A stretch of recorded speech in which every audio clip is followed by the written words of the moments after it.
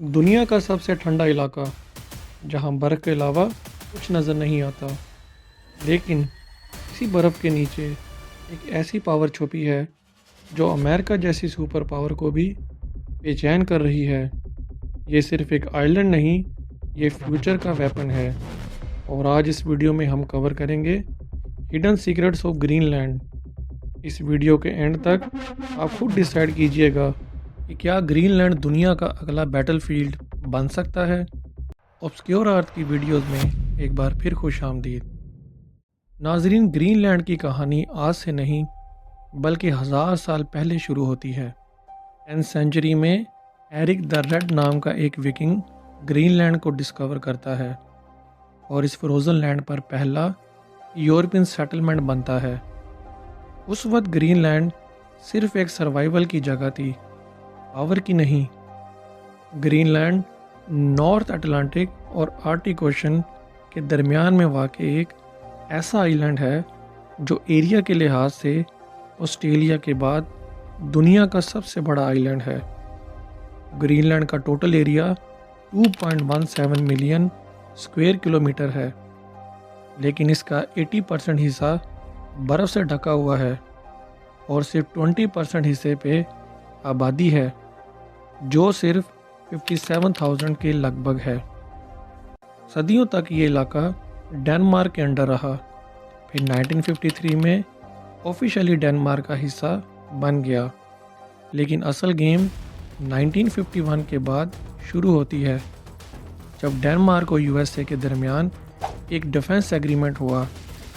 اسی ایگریمنٹ کے تحت امریکہ گرین لینڈ میں اپنا بیس بناتا ہے، آج جسے ہم پیٹوفک اسپیس بیس کے نام سے جانتے ہیں، جو کہ گرین لینڈ کی نارتھ ویسٹ کوسٹ میں ہے۔ یہ صرف ایک بیس نہیں، یہ امریکہ کا آرکٹک ریڈار ہے۔ اب سوال یہ پیدا ہوتا ہے، USA کو گرین لینڈ کیوں چاہیے؟ USA کے لیے گرین لینڈ ایک لائف لائن جیسا ہے۔ یہ ایک ملٹری چیس بورڈ ہے۔ یہاں سے رشیا کی نیوکلیئر سب میرینز ٹریک کی جاتی ہیں، یہاں سے آرکٹک ایئر اسپیس کنٹرول ہوتا ہے، یہاں سے یورپ اور نارتھ امریکہ دونوں سکیور رہتے ہیں، اور یہیں سے چائنا کی موومنٹ پہ نظر رکھنا آسان ہوتا ہے۔ اگر دنیا کو اوپر سے دیکھا جائے، میپ کو سیدھا نہیں بلکہ نارتھ پول سے گھوم کر دیکھا جائے، تو ایک چیز فوراً سمجھ آ جاتی ہے، گرین لینڈ بالکل درمیان میں ہے، امریکہ، یورپ اور رشیا کے درمیان۔ یعنی فیوچر میں اگر کوئی بھی کانفلکٹ ہوتا ہے تو اس کا شارٹ کٹ گرین لینڈ کے اوپر سے گزرتا ہے۔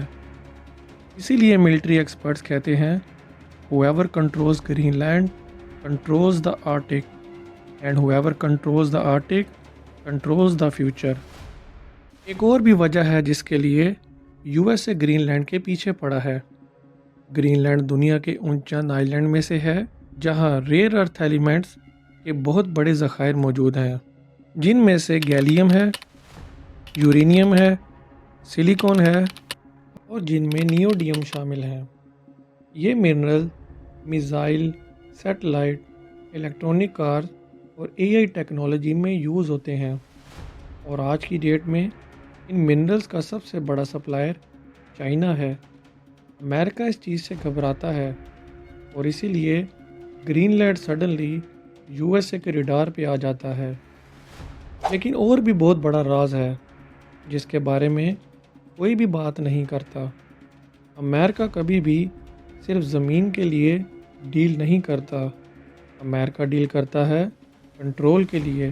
گلوبل وارمنگ کی وجہ سے آرکٹک کی برف بہت تیزی سے پگھل رہی ہے، اور جہاں برف پگھلتی ہے وہاں نئے شپنگ روٹس کھلتے ہیں جو ایشیا اور یورپ تک کا سفر 40% چھوٹا کر دیتے ہیں۔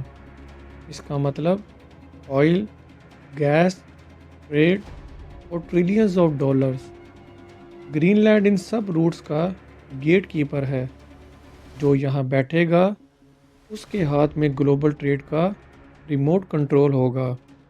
یہاں ایک اینگل اور بھی ہے جو اکثر میڈیا اگنور کرتا ہے، اور وہ ہے گرین لینڈ کے لوگ جو اپنی آزادی چاہتے ہیں وہ ڈنمارک کے اندر رہ کر اپنی شناخت کو لمیٹڈ محسوس کرتے ہیں، لیکن وہ امریکہ کے کنٹرول میں بھی نہیں آنا چاہتے۔